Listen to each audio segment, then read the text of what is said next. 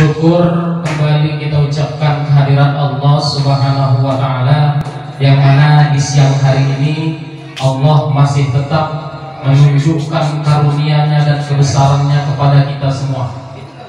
Betapa banyak cucuran-cucuran nikmat Allah, rahmat-rahmat Allah yang di detik ini masih kita rasakan.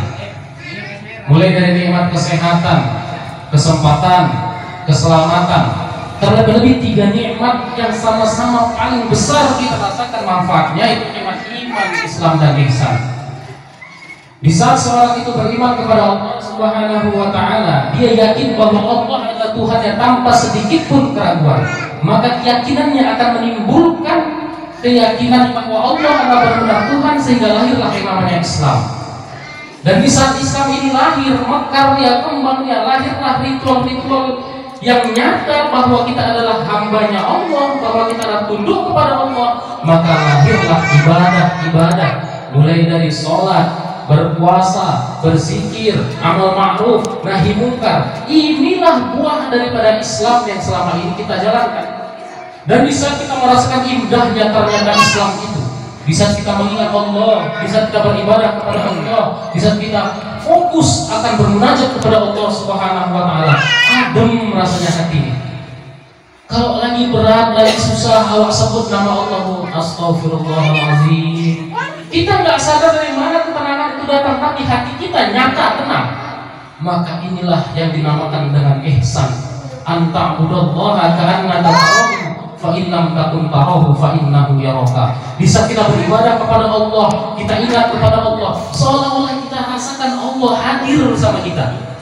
Tenang rasanya, bisa King of the King ada di sebelah kita, ada di hadapan kita. Maka apa yang harus kita khawatirkan? Gak ada. Fa in lam takun tarahu fa innahu yaraka. Bisa kita tak sanggup merasakan Allah hadir kepada kita, melihat Allah ada bersama kita, ingatlah fa innahu yaraka, maka Allah sesungguhnya pasti melihat kita. Maka kita tak akan pernah terlepas daripada jangkauan Allah Subhanahu wa Ta'ala. Salam dan salam kepada baginda Rasulullah sallallahu alaihi wasallam.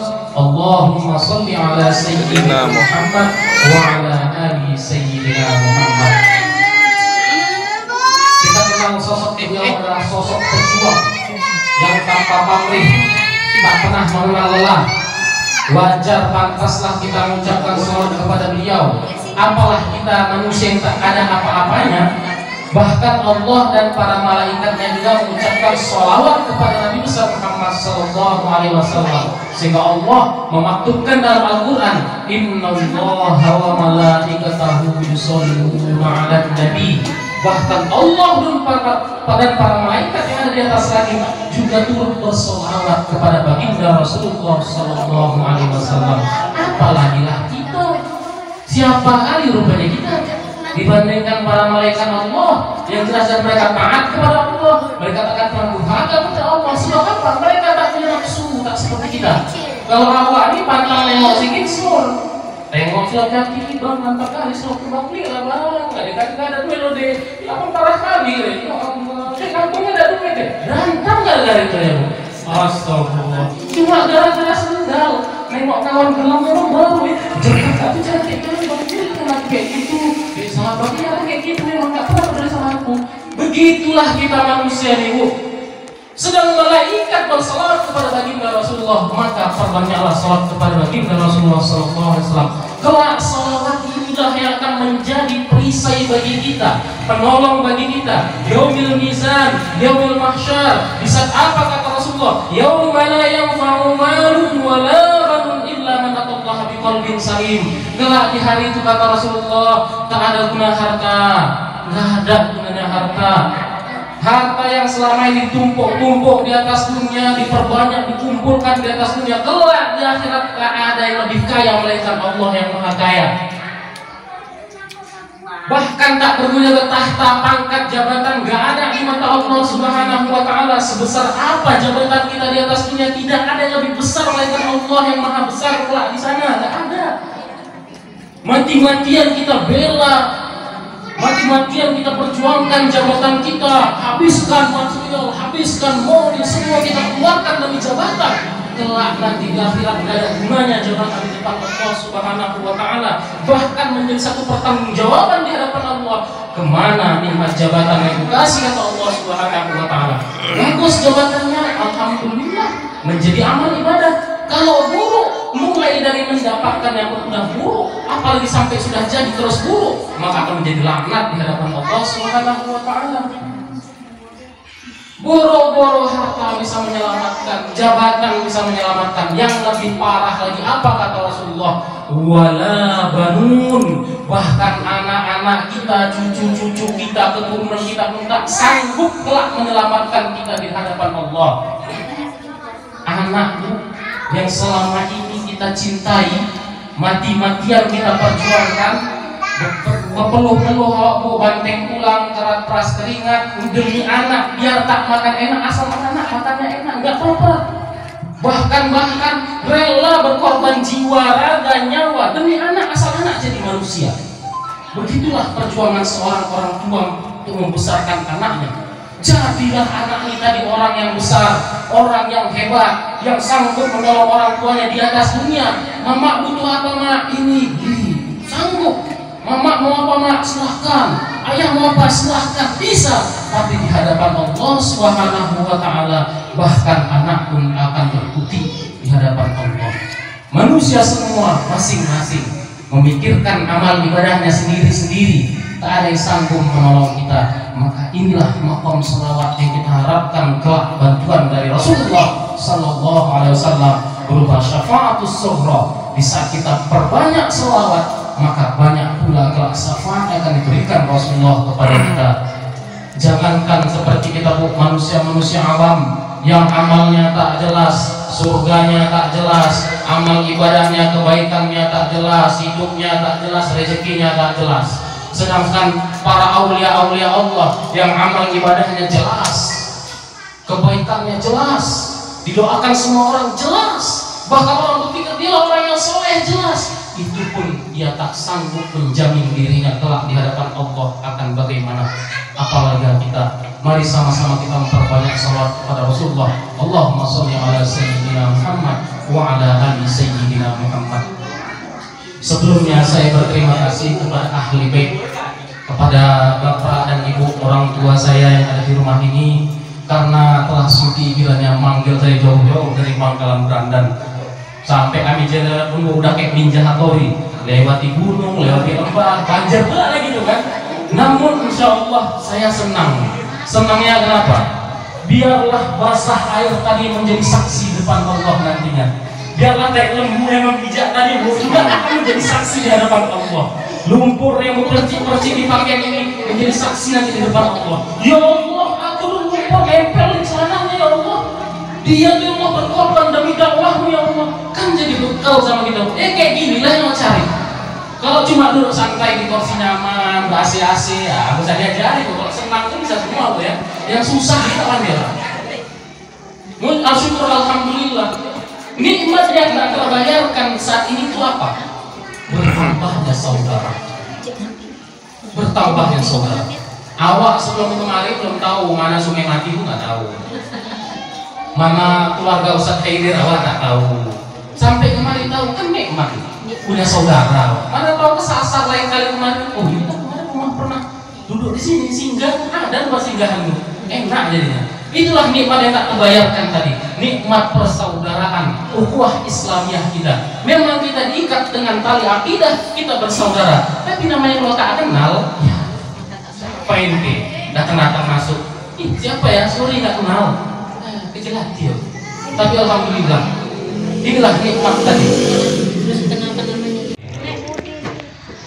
Ibu-ibu dan bapak-bapak sekaligus abang-abang dan kakak-kakak serta adik-adik sekalian yang dirahmati oleh Allah Subhanahu wa ta'ala. Alhamdulillah pada saat ini Allah masih memberikan kita nikmat kesempatan sehingga kita bisa berkumpul di rumah ahli bait. Allah Subhanahu wa ta'ala pernah mengatakan dalam Al-Qur'an, "Inna khalaqnakum min dzakarin wa untha wa ja'alnakum syu'uban wa qabaila lita'arafu. Inna akramakum indallahi atqakum." Sesungguhnya aku, kata Allah Subhanahu wa ta'ala, telah menciptakan kamu bersuku-suku dan berbangsa-bangsa. Dan aku ciptakan pula kamu ada yang kulitnya hitam, legam. Kalau dia berdiri sampai karang, nggak tahu kita mana manusia mana Arab. Ada manusia kayak gitu. Ada pula Allah ciptakan manusia putih cantik melempak, ada pula kuning-kuning langsat juga ada.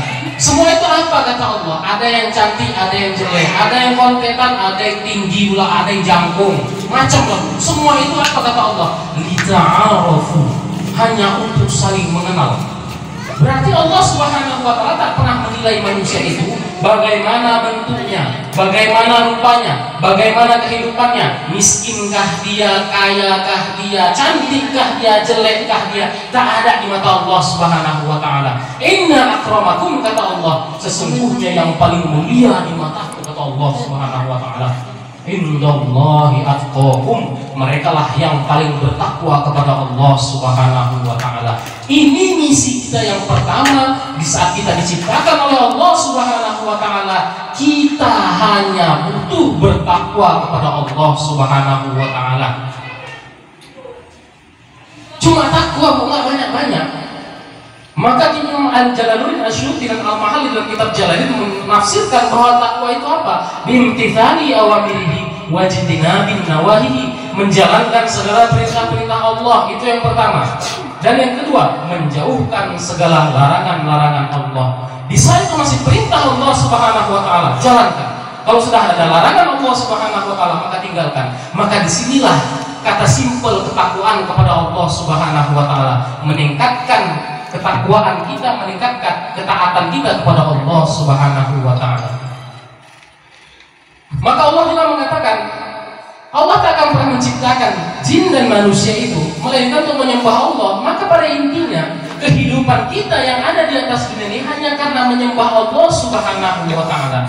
Dan setelah itu, setelah kita berdiri dengan makomnya ketakwaan, maka kita mempunyai tanggung jawab tersendiri. Salah satu tanggung jawab yang dituntut oleh Allah Subhanahu wa Ta'ala yang paling penting bagi diri kita, apa itu? Ku anfusakum wa ahlikum nar. Pertama kata Allah Subhanahu wa Ta'ala, jaga diri kamu. Ini yang pertama. Yang kedua, dan jaga keluarga kamu dari siksa api neraka. Ini misi dan tanggung jawab yang harus kita pegang setiap manusia. Jangan mentang-mentang yang tertua di sini, dialah orang tuanya, dia yang paling tua, maka dia bertanggung jawab. Oh, itu kan orang tuanya, dia harusnya bertanggung jawab. Kalau anak begitu ditanggung jawab orang tuanya. Oh tidak. Maka Allah tidak melibatkan langsung ke keluarga. Allah melibatkan diri sendiri seseorang itu. Jaga dulu diri sendirinya. Kita bercermin, pantaskah kita sudah untuk menjadi panutan bagi keluarga-keluarga kita? Maka ada peribahasa mengatakan, bisa guru kencing berdiri, jangan heran kalau muridnya kencing sambil berlari. Akan ada naik 10 level di atas kedudukan gurunya tadi. Penyakitnya zaman sekarang, orang tua merepet ada sama anaknya. Dia kan anak sampai sekarang. Gara-gara apa? Pagi subuh udah merepet. Bangunlah kau. Udah jam berapa nih? Sholat dulu. Semaknya pun tak sholat. Cuman nah gitu. Jangan heran anaknya tak sholat. Kalau makan tak sholat cuma subuh. Karena orang kan sibuk. Kalau saya kamu lagi ini subuh. Ah, begitu dah. Ngaku pula tuh sholat cuma subuh. Kalau emaknya tak sholat subuh, jangan heran tuh anaknya tak subuh akan dan bisa. Bagaimana kita ingin membawa keluarga kita ke depan pintu surga, sedangkan diri kita sendiri kita pantaskan untuk masuk ke dalam neraka? Tak akan bisa. Maka Allah tuntut bagi diri kita, ku anfusakum, jaga dulu diri kita masing-masing, perbaiki dulu diri kita. Kita pantaskan diri kita sebagai panutan di hadapan keluarga-keluarga kita. Kita perbaiki sholat kita. Kalau kita nyuruh anak sholat, ditengok anak, anakku sholat. Ayah udah pergi masjid, kurang ajar kali aku kalau nggak mau sholat. Kan berpikir anak ini emak sampai kelihatan sholat kalau cepat, nah jangan sholat kalau aku nggak sholat, cuma anak kalau mau sholat katanya kan gitu. Maka itu yang harus kita pikirkan. Jangan pernah kita mengharapkan satu kebaikan di saat kita menebar keburukan, nggak akan bisa. Bagaimana banyaknya pepatah mengatakan rusak air susu sebelanga gara-gara itu gak usah ditetes. Bu, saya siapkanlah drum, ini susu 1 drum, baik, bagus, pokoknya sehat. Silahkan minum, tapi itu dulu ada syaratnya. Awal tetes dulu ya racun, 1 tetes saja, usah banyak-banyak, 1 tetes terus racun. Kira-kira masih ada nggak minum satu drum susu 1 drum? Racunnya sedikit loh, sedikit aja. Minum lagu, tak tolong. Sedikit aja racunnya. Padahal kita yakin mungkin racun yang sedikit, yang setetes tadi tak akan mempengaruhi kualitas daripada susu yang 1 drum. Karena sebab telah bercampur kalau bisulhaqqa biludatin dalam 1 wadah, maka kita akan menganggap semuanya buruk. Susu tadi dah kita tengok racun, bukan susu lagi. Racunnya cuma 1 tetes. Itu bukan susu, itu racun. Kenapa susu kok? Udah ada tadi racun 1 tetes. Nggak mempan itu, kalau mau mati minum kan? Mana tak enak mati. Maka begitulah kehidupan ini. Manusia akan terlalu cepat menyenter keburukan kita. Sedangkan kebaikan kita akan lewat begitu saja. Bisa kita melakukan 9 kebaikan dan di ujung kita membuat 1 keburukan, maka 1 keburukan tadi akan jelas lebih nampak dan yang 9 kebaikan tadi akan hilang. Maka begitulah sifat manusia menilai manusia. Maka jangan heran kalau di antara manusia terlalu cepat terjadi perpecahan dan keretakan. Sebab apa, Bu? Terlalu cepatnya memandang buruk seorang saudara. Maka inilah satu lagi tugas kita, jangan terlalu cepat berburuk sangka kepada saudara-saudara kita. Lembutkan hati kita, Bu. Jangan terlalu cepat menilai buruk orang. Mungkin yang awak tengok tak seperti yang kita lihat, pasti ada alasannya. Maka hal-hal seperti inilah yang perlu kita bina di hati kita. Bagaimana cara kita untuk memanajemen hati kita dan melembutkan hati kita agar tidak selalu memandang buruk apa yang kita lihat. Ambil hikmah dari apa yang terjadi, jangan ambil keburukannya. Kalau kita selalu ambil keburukan, maka sampai kapan pun tak akan ada kebaikan di mata kita. Coba tarik kembali kepada diri sendiri. Maka perilaku kita selaku umat, selaku orang yang beriman, setelah Allah Subhanahu wa ta'ala memperingatkan kita atas 2 hal, qu anfusakum wa ahlikum, jaga diri kita sendiri dulu yang utama, dan yang kedua, jaga keluarga kita, baik anak, sanak famili, adik, ayah, orang tua. Maka ini tanggung jawab kita kedua selaku orang yang beriman adalah menjaga keluarga kita. Terlebih-lebih, Bu, Pak, di ujung-ujung akhir zaman ini, betapa hebatnya huru-hara di atas dunia. Kita lihat kenakalan remaja luar biasa. Sekarang tak lagi umat Islam disuruh untuk berperang angkat senjata, nggak laku. Sekarang nggak lagi zamannya angkat otot, nggak laku. Otot yang besar akan jatuh dibuat otak. Tapi sekarang umat Islam sedang dihadapkan dengan perang akidah. Akidah anak-anak kita sedang dipertaruhkan. Sekarang anak sekolah, jangankan anak SD, anak SMP, anak SMA, pernah saya bertanya sama anak-anak waktu ngisi acara maulid di sekolah. Anak-anak semua tahu syahadat, tahu Pak Ustaz. Wah, semangat Bu orang. Saya tunjuk satu-satu. Coba baca nak syahadat apa? Astagfirullahaladzim. Mantap nih anak, ulama baru saya pikir. Oke, mantap. Tunjuk yang lain.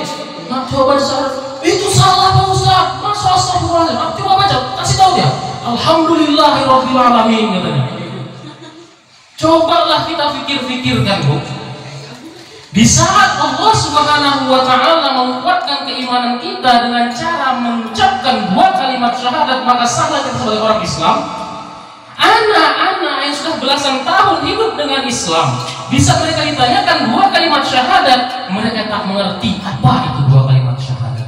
Bukankah ini perkara yang sangat amat kritis, ironis, sedih hati kita melihatnya. Maka tugas kita selaku orang tua bagi orang tua, selaku anak yang faham dengan orang tuanya, yang orang tua tak kurang faham, selaku baik dia keponakan, cucu, kalau kita mengetahui inilah tanggung jawab keluarga tadi untuk mengingatkan keluarga-keluarga kita, mengingatkan orang-orang terdekat kita bahwa sesungguhnya ilmu yang paling utama, ilmu ma'rifatullah, ilmu mengenal Allah Subhanahu wa ta'ala. Jangan saat lantang kita mengucapkan aku beriman, oh aku Islam, aku beriman, tapi di saat kita tanya tentang keimanan dan keislaman kita, banyak orang Islam angkat tangan. Di saat kita bertanya siapa Tuhan kita, Allah, semua pasti menjawab. Tapi di saat tambah pertanyaannya, siapa Allah itu, pasti Tuhan kita. Apakah seperti itu?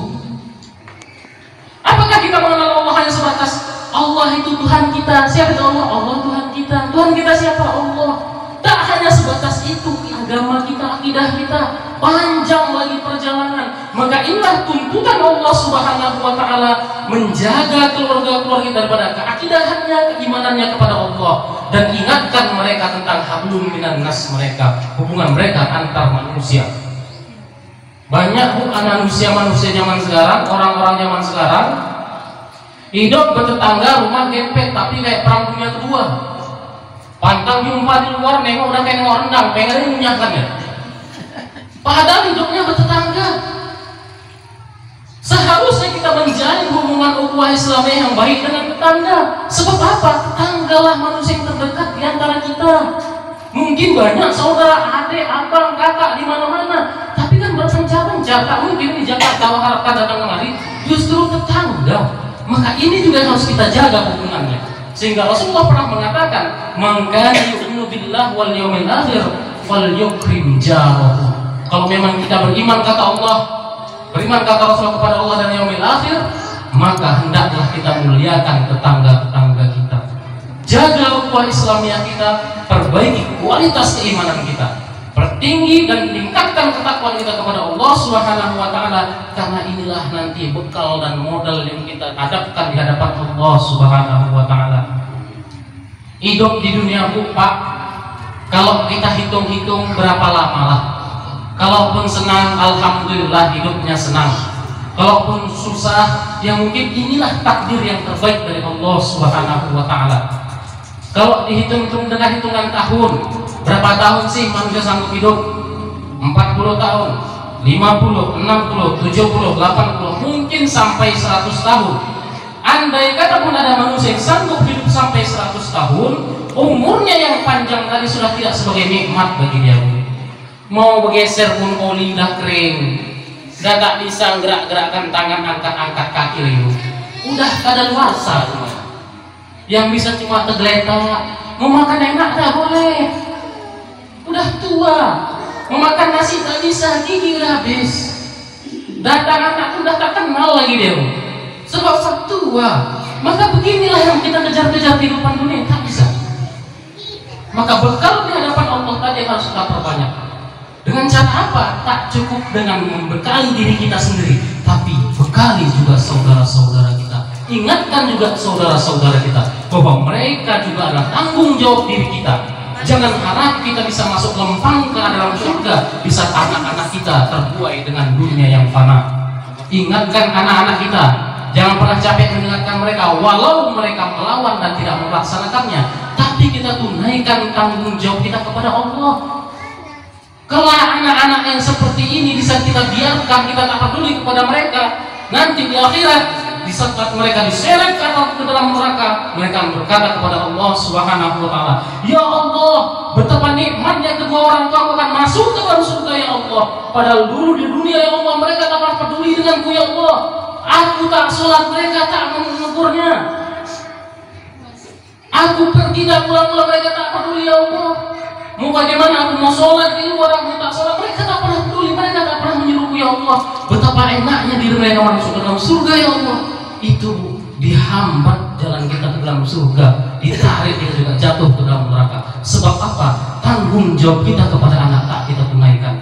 Namun di saat telah kita tunaikan, kita beri peringatan kepada anak, kita beri mereka pendidikan agama, mereka paham dengan agama, kita ingatkan mereka, namun hidayah belum sampai kepada hati mereka, paling tidak kewajiban kita, tanggung jawab kita di hadapan Allah Subhanahu wa ta'ala telah kita tuntaskan. Sudah tidak ada lagi alasannya. Ya Allah, sudah kuperingatkan ya Allah, namun hatinya yang tertutup. Maka berdoa kita kepada Allah Subhanahu wa ta'ala, kita minta kepada Allah dijaga diri kita.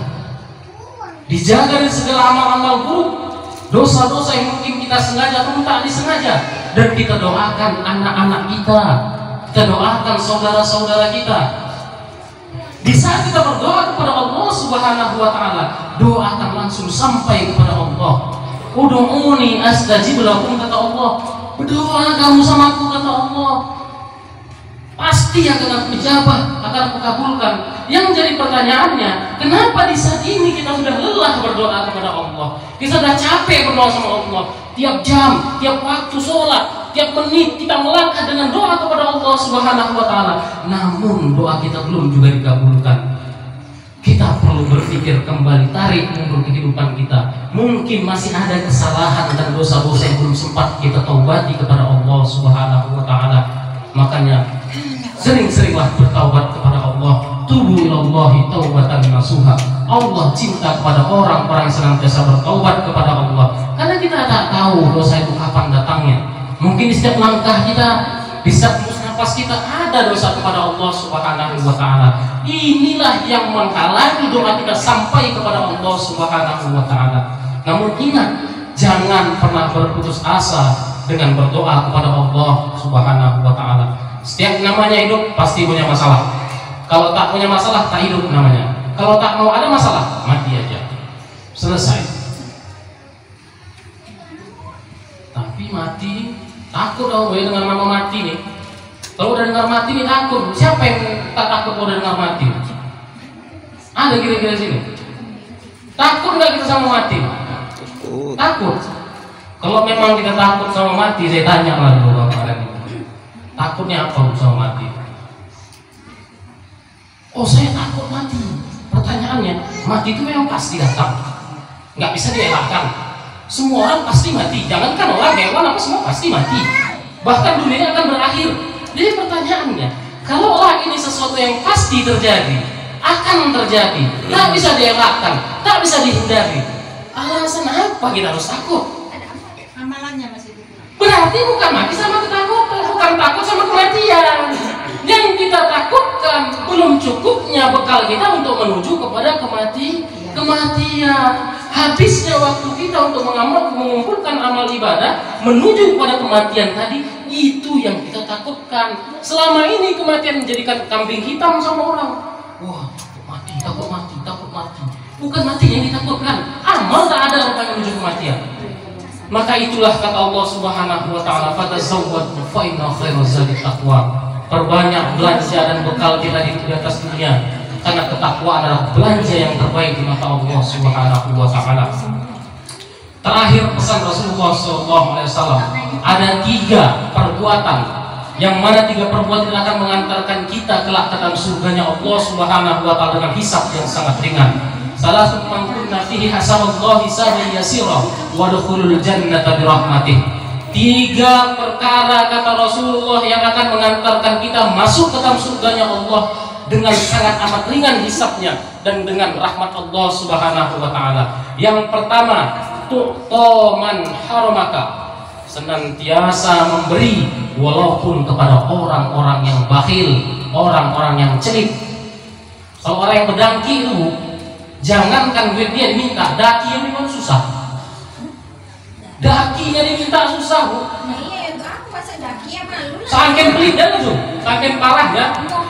Begitulah orang yang pelit tadi. Kalau ada sisa makanan di rumahnya, baik makanan itu busuk daripada disedekahkan sama tetangganya. Ada itu orang kayak gitu. Tapi ujung sana orangnya di sini soalnya nggak ada. Awak tengok orang sini orang-orang bagus, orang-orang budiman semuanya. Tapi andai katalah ada orang seperti ini, kita mempunyai rezeki yang berlebih, mempunyai nafkah yang berlebih, mempunyai harta yang berlebih, inginlah awak bersedekah, jangan pandang bulu, tetap berikan kepada mereka walaupun mereka bakhil. Ini nanti akan menjadi mutiara di mata Allah Subhanahu wa taala. Biar dia pelit, tapi dia masih mau memberi orang yang pelit tadi. Satu nilai plus di mata Allah Subhanahu wa taala. Itu yang pertama. Yang kedua, wa ta'fu amman zalamaka, senantiasa memaafkan orang yang senantiasa menyakiti kita. Manusia-manusia yang iri, manusia-manusia yang dengki. Kalau awak senang, si kawan pun susah. Awak beli kulkas, dia yang demam. Ada gitu Bu. Awak bangun rumah, dia sekarat. Awak naik haji, stroke dia Bu. Ada manusia kayak gitu. Tiap hari kerjaannya cuma nyerikai awak, mutaki awak aja. Sikit-sikit dipitnahnya awak, dicaci aja. Kalau bukan karena aku perlu capek itu. Aku itu capek Bu, ngapain itu? Aku yang bantu-bantu dia Bu. Ada nggak kayak gitu manusia? Ada Bu. Tapi jangan pernah capek untuk memaafkan orang-orang seperti itu. Biar kita disolimi secara fisik, biar kita disolimi secara nurani, namun kita tak peduli dengan semua itu. Yang namanya hidup Bu, Nabi Muhammad aja manusia yang paling baik dan paling sempurna, banyak musuhnya. Apalagi awak, apa yang baik awak pun tak beresnya kan? Maka maklumilah, senantiasa kita maafkan orang-orang yang menyakiti kita. Jangan pernah kita pandang siapa manusianya, tapi pandanglah amal ibadah kita di mata Allah Subhanahu wa Ta'ala. Bisa kita ikhlaskan dan kita maafkan mereka. Dan yang terakhir ketiga, wa tasilur rahimah, senantiasalah menjalin tali silaturahim. Ini dia. Terkadang banyak manusia dengan kesibukannya, dengan kepamerannya, dengan kekayaannya, merasa lebih hebat, merasa lebih jago. Alah, orang tak kelas lagi, udah beda level. Na'udzubillahi min dzalik. Jaga tali silaturahim kita, apalagi kita yang bersaudara, bersanak famili, jangan sampai terlekang, jangan sampai retak. Karena Allah Subhanahu wa Ta'ala sangat mencintai orang-orang yang menjaga tali silaturahim. Maka tiga golongan ini kelak yang sanggup mereka jalankan, mulai dari memberi kepada orang yang bakhil, memaafkan orang yang senantiasa menyakitinya, dan senantiasa menjalin tali silaturahim, baik dia saudara, apalagi saudara yang ada keturunan darahnya, ataupun saudara seiman seakidah, senantiasalah menjalin tali silaturahim. Insya Allah kelak kita akan dikumpulkan Allah dalam Jannatul Naimnya. Tidak akan ada yang menghambat lagi kita ke surganya Allah di saat Rasulullah pernah berani menjamin ini semua.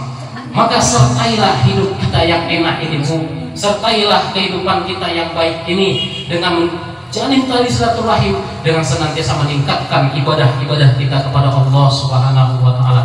Tapi ingat, di saat kita jalankan ibadah ini baik, khusyuk, kita sungguh-sungguh, jangan pernah timbul rasa ria di dalam hati kita dalam beribadah.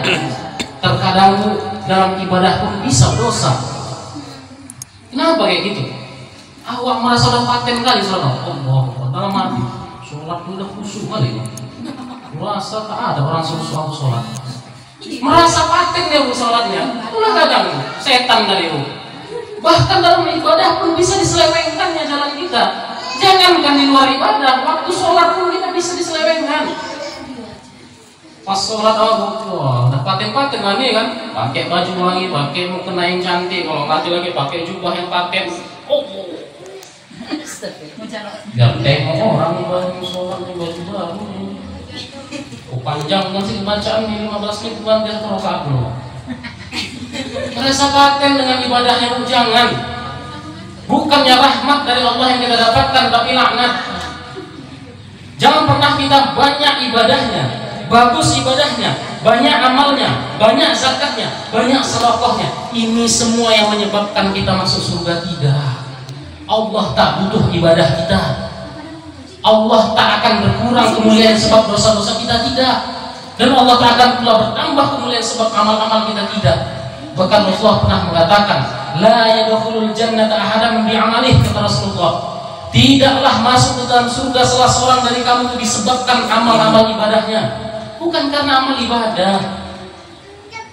Bahkan para sahabat mengatakan, wala anta ya Rasulullah, bahkan kamu tidak ya Rasulullah. Wala ana, kata Rasulullah, aku bukan amal ibadah masuk surga, kata Rasulullah. Illa ayyataramma Allah birahmatihi, melainkan karena rahmat Allah lah kita telah dikumpulkan di dalam surga. Bukan berarti kita tak perlu beribadah, tidak. Jangan salah mindset dan pikiran kita.